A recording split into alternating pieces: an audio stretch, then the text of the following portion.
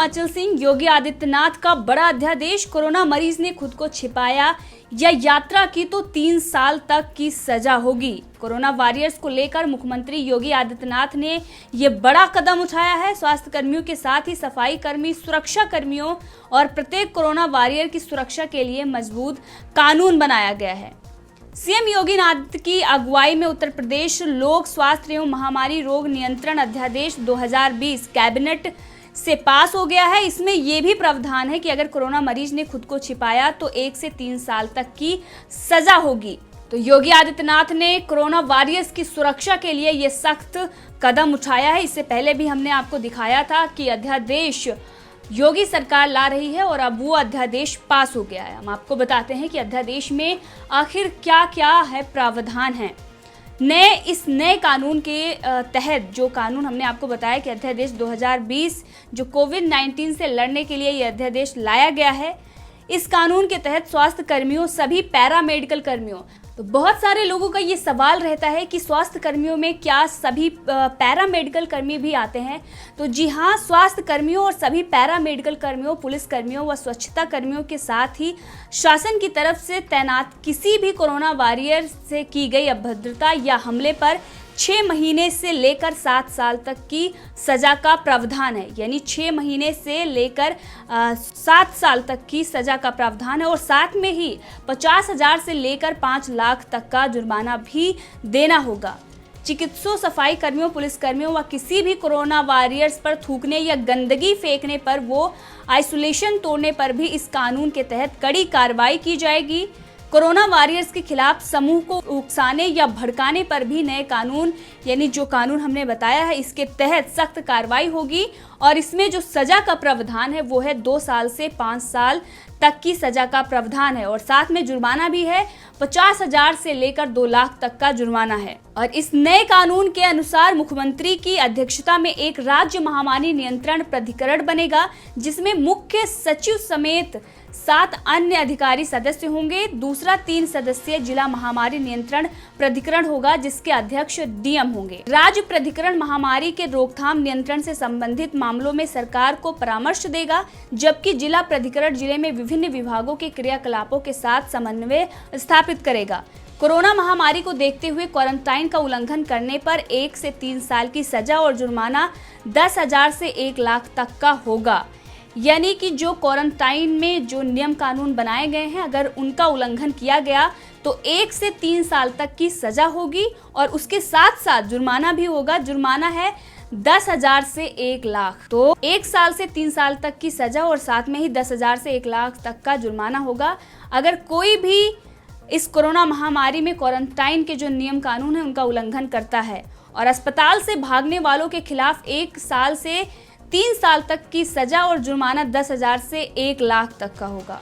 और अश्लील एवं अभद्र आचरण करने पर 1 से 3 साल की सजा और जुर्माना 50,000 से 1 लाख तक का होगा। लॉकडाउन तोड़ने और इस बीमारी को फैलाने वालों पर भी कठोर सजा का प्रावधान है। यानी कि जो हमने अभी बताया कि 1 साल से 3 साल तक की सजा और 10,000 से 1 लाख तक का जो जुर्माना है वो भी इन पर लागू होगा। और इस कानून के मुताबिक अगर कोई कोरोना मरीज स्वयं को छिपाएगा या यात्रा कर रहा है तो उसे 1 साल से 3 साल तक की सजा होगी और 50,000 से 1 लाख तक का जुर्माना लिया जाएगा। और इस कानून के तहत अगर कोई कोरोना मरीज जानबूझकर सार्वजनिक परिवहन के माध्यम से यात्रा करता है तो उसके लिए 1 साल से 3 साल की सजा का प्रावधान है और साथ में जुर्माने का भी प्रावधान है। यानी 50,000 से लेकर 2 लाख तक का जुर्माना हो सकता है। और ये अध्यादेश जो है ये क्यों जरूरी हुआ, ये सबको पता है कि मरकज में शामिल हुए लोग अपने आप को छिपा रहे थे, जिसके बाद ये अध्यादेश और तमाम ऐसी खबरें थी, तमाम ऐसी तस्वीरें हमने आपको दिखाई थी कि किस तरीके से जो कोरोना वॉरियर्स हैं हमारे, चाहे वो पुलिसकर्मी हो, सुरक्षा कर्मी हो या स्वास्थ्य कर्मी हो, उनके साथ अभद्रता की जा रही थी, अश्लीलता की जा रही थी। जो हमारी नर्सें हैं जो रात दिन एक करके हमें बचाने के लिए, हमारी सुरक्षा के लिए जो पुलिस वाले खड़े हैं, उनके साथ किस तरीके से अभद्रता की जा रही थी। नर्सों की पीपीई किट फाड़ दी गई और भी तमाम ऐसी खबरें आई जहां पर मलमूत्र त्यागने की बात आई और जो मरकज में शामिल लोग थे वो लगातार छिप रहे थे और बाहर नहीं आ रहे थे। उसके बाद तो इस कानून के तहत कोई भी व्यक्ति, चाहे वो जमाती हो या उनके सपोर्टर हो या कोई भी व्यक्ति हो, अगर वो कोरोना वायरस से संक्रमित है और अपने आप को छिपा रहा है या छिपाकर यात्रा कर रहा है या जानबूझकर वो कहीं आ जा रहा है, सार्वजनिक स्थानों पर निकल रहा है, तो उस पर ये लागू होगा और उस पर जो जुर्माना लगाया गया है 50,000 से 2 लाख तक का, और साथ में ही 1 साल से 3 साल तक की सजा भी होगी। तो ये कानून जो बनाया गया ये जरूरी इसीलिए था क्योंकि लगातार ये स्वास्थ्यकर्मी, पुलिसकर्मी और सुरक्षाकर्मी इसकी मांग कर रहे थे कि उनकी सुरक्षा सरकार मुहैया कराए, उनकी सुरक्षा की, और उनके सुरक्षा में कड़े कानून बनाए जाएं, जिसके बाद योगी आदित्यनाथ ने ये अध्यादेश पास करवाया है और अब ये कानून बन चुका है। तो अब उन लोगों को ये समझना चाहिए कि कोरोना जो वायरस है इसको छिपाना नहीं है, कि सरकार भी लगातार कह रही है कि हमारी लड़ाई है वो बीमारी से है, मरीज से नहीं है। तो जो भी व्यक्ति है अगर वो कोरोना पॉजिटिव है तो उसको अपने आप को आइसोलेट करना है और उसको इस चीज़ की जानकारी स्वास्थ्य कर्मियों को देनी है और इसको छिपाना बिल्कुल भी नहीं है।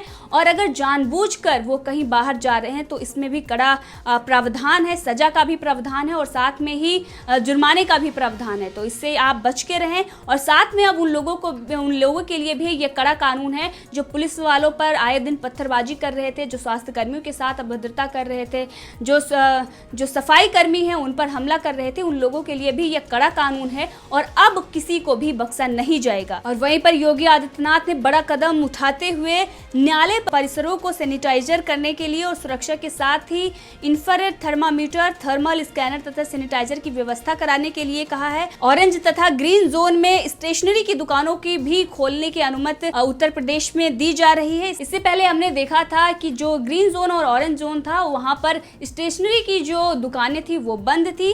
फिलहाल अब जो दिल्ली में ये पहले से ही खोल दी गई थी, लेकिन अब उत्तर प्रदेश में भी ये कह दिया गया है, उनको खोलने की अनुमति दे दी गई है। और साथ में ही योगी आदित्यनाथ ने ये भी कहा है कि लोगों को जागरूक करने तथा प्रतिरोधक क्षमता में वृद्धि के उपायों की जानकारी उपलब्ध कराने के उद्देश्य से भारत सरकार द्वारा आरोग्य सेतु ऐप लॉन्च किया गया है। इसी क्रम में प्रदेश सरकार द्वारा आयुष कवच कोविड ऐप लॉन्च किया गया है। तो उत्तर प्रदेश ने एक ऐप लॉन्च किया है और उसका नाम है आयुष कवच कोविड। ये इसलिए किया गया है, इस ऐप का जो मकसद है वो है कि रोग प्रतिरोधक क्षमता की वृद्धि के उपाय बताए जाएंगे। आयुर्वेद व योग को अपनाकर बीमारी से बचाव के उपाय दिए गए हैं। इस ऐप के जरिए लोगों को जागरूक किया जाएगा और साथ में ही आयुर्वेद व योग से कैसे हम इस बीमारी से बच सकते हैं ये भी बताया जाएगा। और हर व्यक्ति आरोग्य सेतु तथा आयुष कवच कोविड मोबाइल ऐप डाउनलोड करके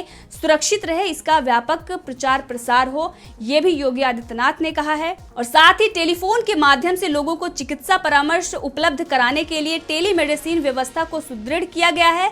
इसके साथ ही ई हॉस्पिटल को भी बढ़ावा दिया जा रहा है। ई हॉस्पिटल तथा टेलीमेडिसिन सेवाओं को प्रभावी बनाने के लिए योगी आदित्यनाथ ने आदेश दिए हैं। और वहीं दूसरी बड़ी खबर है, पूरी दुनिया के लिए खुशखबरी है कि इजराइल ने यह दावा किया है कि कोरोना वायरस से लड़ने के लिए वैक्सीन इजराइल ने तैयार कर ली है। इजराइल के रक्षा मंत्री नेफ्ताली बेनेट ने इसका दावा किया है। उनका कहना है कि Israel institute for biological research ने कोरोना वायरस की एंटीबॉडी विकसित करने में सफलता हासिल कर ली है। इजराइल के रक्षा मंत्री नेफ्ताली बेनेट ने ये सोमवार को दावा किया है कि इजराइल के IIBR संस्थान ने कोरोना वायरस की वैक्सीन विकसित कर ली है। संस्थान ने ये एंटीबॉडी बना ली है। अब वैक्सीन के विकास का स्टेज पूरा हो चुका है। अब इसके पेटेंट और बड़े पैमाने पर उत्पादन की तैयारी शुरू हो चुकी है।